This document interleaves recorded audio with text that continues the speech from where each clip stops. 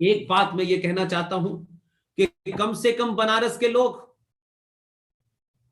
जो सबसे ज्यादा पढ़ते हैं, कुछ ऐसी किताबों को पढ़ें जिन किताबों से आप किसी सही अंजाम पे पहुंचे।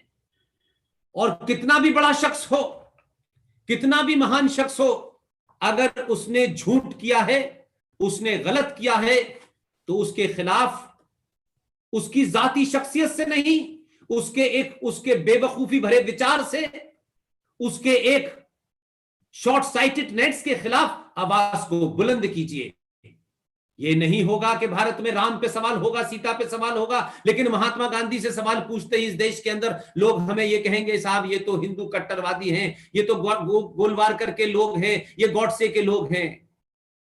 माफ कीजिएगा, मुझे कोई फर्क नहीं पड़ता है।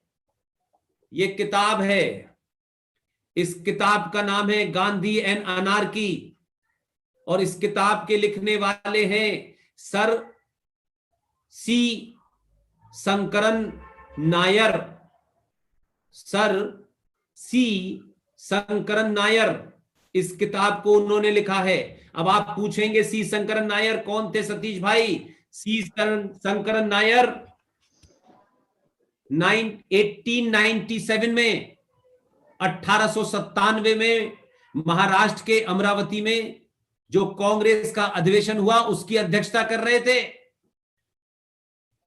1897 में अमरावती कांग्रेस के अधिवेशन की अध्यक्षता कर रहे थे, हार्डकोर कांग्रेसी थे। 1908 में बाद में मद्रास हाई कोर्ट के जज बने। इन्होंने यह किताब लिखी है, और इस किताब के पेज नंबर 132 पर अपेंडिक्स 3, पेज नंबर 132, किताब का नाम है गांधी एंड अनार्की, राइटर का नाम है सर सी शंकरन नायर, कांग्रेस के अध्यक्ष थे। इसके किताब के पेज नंबर 132 अपेंडिक्स 3 में एक आर्टिकल लिखा है, एक विदेशी महिला ने लिखा है, जिसका आप सब लोग नाम जानते हैं। वो 1917 में इंडियन नेशनल कांग्रेस की अध्यक्ष थी। उनका नाम है एनी बेसेंट। पेज नंबर 32 पे, 132 पे एनी बेसेंट ने आर्टिकल लिखा है, और लिखा है कि किस तरीके से, उस चैप्टर का नाम है अगोनी ऑफ मालाबार, इस देश के महात्मा गांधी की मूर्खता,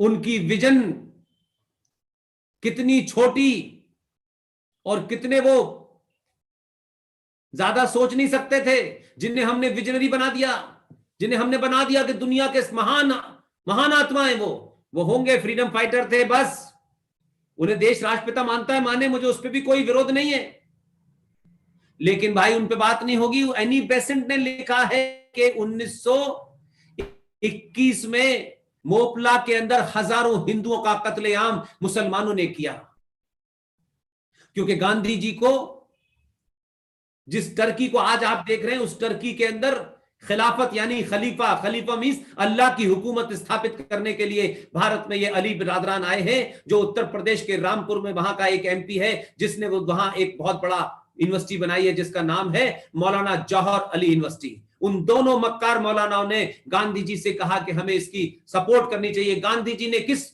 अदूरदृष्टा के चलते, किस मूर्खता के चलते भारत के अंदर खिलाफत मूवमेंट को, यहां के मुसलमानों से कहा कि भारत के मुसलमान अगर खिलाफत मूवमेंट में हम उनका साथ देंगे तो ये मुसलमान खुश होंगे और इनका भारत के आजादी के आंदोलन में बढ़ चढ़ के हिस्सा लेंगे। 2021 में गांधी जी ने खिलाफत मूवमेंट को बिना सोचे समझे, कट्टरवादी मुसलमान जो लोग कुरान के पक्के मानने वाले थे, उनका साथ दिया, और मात्र 27 साल में देश मजहब के नाम पे पट गया। ये ऐसे अदूरदृष्टि आदमी को आप कहे वो महात्मा थे, उन पे बात नहीं होनी चाहिए। उनकी धज्जियां एनी बेसेंट ने इस किताब में उड़ाई है। ये किसी आरएसएस और विश्व हिंदू परिषद के आदमी ने नहीं लिखी है। ये अशोक सिंघल या गोलवारकर की किताब नहीं है, जिसको कह करके लोग आपको डराएंगे कि ये गोलवारकर के लोग हैं, गोलवारकर के लोग हैं। नहीं, अरे भैया, तुम्हारे लोगों ने भी लिखा है, सुन लो, तुमने अपने लोगों की किताब पढ़ाई नहीं। इसलिए मैं मानता हूं आज की चुनौती आपके सामने सिर्फ इतनी है कि सच को सच मानने की हिम्मत रखिए। मेरे पूर्वज अगर किसी परिवार का कोई सदस्य ऐसी काम में लिप्त है कि उससे मैं सहमत नहीं हूं, तो मुझे उसका विरोध करने का अधिकार होना चाहिए। सिर्फ ये नहीं कि नहीं वो मेरे हैं तो मैं नहीं करूंगा, मेरी जाति के हैं तो मैं नहीं करूंगा। मैं कहता हूं जाति का हो किसी का हो, जब आप राष्ट्र के प्रति समर्पित होंगे तो आपके अपने भी आपके खिलाफ खड़े होंगे, तो आप उनके खिलाफ भी हथियार उठाएंगे, आप उनके खिलाफ भी तर्क करेंगे। इसीलिए गीता को पढ़िए। और आपकी जानकारी के लिए मैं आपको खबर दे रहा हूं, बनारस के लोग हैं, इसे चर्चा करेंगे तो बात दूर तक जाएगी। 2011 में आपसे कुछ दूर संगम नदी पर स्थापित एक शहर है प्रयागराज, उस इलाहाबाद हाई कोर्ट में देश के जाने माने जूरिस्ट, बेहतरीन इंसान जस्टिस आरएस श्रीवास्तव 2011 में एक पीआईएल के माध्यम से जब यह मामला उठा कि गीता धार्मिक किताब, कोई मजहबी किताब नहीं है, इसे राष्ट्रीय ग्रंथ होना चाहिए, तो दुनिया भर के बड़े बड़े आलिम, मौलाना, कारी, हाजी, ये सब पहुंचे और क्रिश्चियन भी आए। और क्रिश्चियन तो ऐसे ऐसे थे जिनका नाम था संत रामलाल, ऐसे ऐसे भी आए थे। और चर्चा हुई कोर्ट में, महीनों चली, और उन्होंने कहा नहीं, ये गीता किसी मजहब की किताब नहीं है, किसी धर्म की किताब नहीं है, ये हिंदू मुस्लिम की किताब नहीं है, ये राष्ट्रीय ग्रंथ है। एक भी मुसलमान, पूरी पूरी टीम आई, क्रिश्चियंस की टीम आई, महीनों के मुकदमे के बाद वो मुकदमा हार गए। उन्होंने माना कि इसमें कुछ भी चीज किसी रिलीजन की नहीं लिखी हुई है। और उस दिन के बाद, इलाहाबाद हाई कोर्ट के फैसले के बाद, गीता राष्ट्रीय ग्रंथ घोषित हो गया। लेकिन यह फैसले को जानबूझ के इस देश के मुसलमान और क्रिश्चियन ने सुप्रीम कोर्ट में चैलेंज नहीं किया। उनको लगा कि हम चैलेंज करेंगे तो देश भर में यह बन जाएगा, तो उन्होंने चैलेंज नहीं किया। लेकिन मध्य प्रदेश सरकार ने अपने यहां राष्ट्रीय ग्रंथ घोषित कर दिया है। गीता का किसी पूजा पद्धति से, किसी सेक्ट से कोई लेना देना नहीं है। इसलिए मैंने कहा कि गीता आपका राष्ट्रीय ग्रंथ है। इसको अभी तक इलाहाबाद हाई कोर्ट के फैसले को 2011 से 20 तक चैलेंज नहीं किया किसी ने। लेकिन क्या यह हमने अपने बच्चों को बताया कि गीता हमारा राष्ट्रीय ग्रंथ है? सुप्रीम कोर्ट के और हाई कोर्ट के फैसलों को तो हम बहुत बताते हैं। तो जागरूक करने की जरूरत है।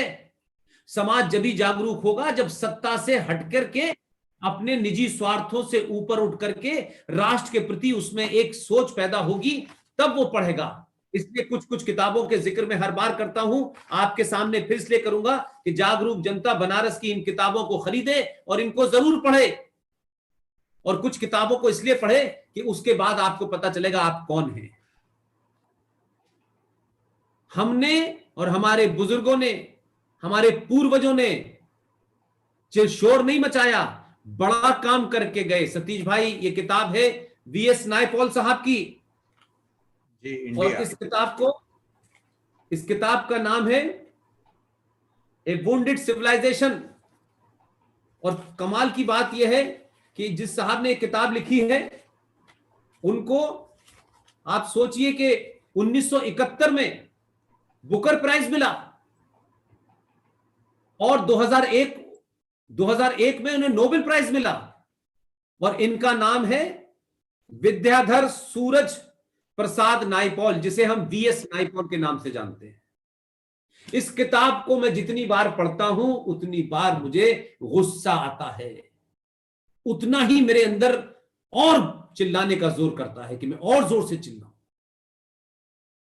इसका जिक्र नहीं हुआ किसको मैग्सेस अवार्ड मिल गया, कौन ले आया, कौन ज्ञान दे रहा है टीवी में बैठ के, हम उसकी चिंता करते हैं। इस किताब को पढ़ लें तो आपको विजयनगर में क्या हुआ है, वो क्या था, भारतीय संस्कृति क्या थी, तो आपको समझ आएगा कि हमने क्यों नहीं पढ़ा। इसलिए एक और किताब है जिसका जिक्र आपके सामने इसलिए भी करना चाहता हूं कि आप उसे जरूर पढ़ें। किताब का नाम है Kashmir 1947, rival versions of history, RIVAL, rival versions of history, Kashmir 1947। इस किताब के राइटर जिंदा हैं,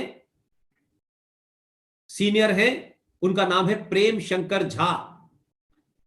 इस किताब को पढ़ लेंगे तो मजे की बात पता चलेगी, और सैम मानेकशॉ ने क्या सरदार पटेल के बारे में बताया और क्या नेहरू जी के बारे में बताया, आप सुन के आपको मजा भी आएगा और लगेगा कि जो लोग हवाई बातें करते हैं उनको जवाब भी दे सकते हैं।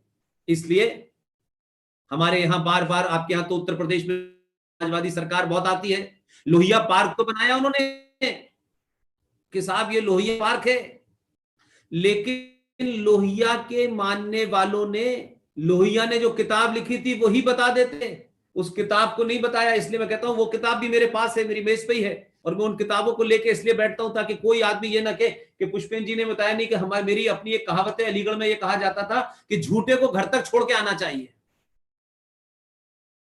राम मनोहर लोहिया ने जो किताब लिखी है उसका नाम है guilty man of India's partition, guilty man of India's partition by Ram Manohar Lohia. 12 अक्टूबर को अभी उनका जन्मदिन था या पुण्यतिथि थी, मुझे नहीं पता। जो लोग सावरकर को बताते हैं उन्होंने जो है झूठ बोल दिया था और उन्होंने ऐसा कर दिया था जिसके चलते माफीनामा लिखा था। इस किताब में राम मनोहर लोहिया ने मौलाना आजाद और जवाहरलाल नेहरू की धज्जियां उड़ा दी हैं, धज्जियां उड़ा दी हैं उन्होंने। हमारे यहां लोग पढ़ते नहीं है और उन्हें बताया नहीं जाता, इसलिए मैंने कहा कि हमारे यहां सिर्फ सेलेक्टिव बताया जाता है। और राम मनोहर लोहिया ने सावरकर के बारे में क्या लिखा था ये कभी लोहिया के चेलों ने नहीं बताया। पार्क तो बना दिया।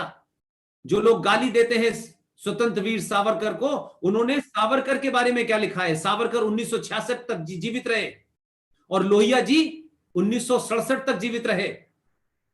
उन्होंने सावरकर के बारे में लिखा है, सावरकर उन दूरदर्शी राजनीतिज्ञों में से थे जो समय के प्रभाव को बहुत पहले से आंक लेते थे।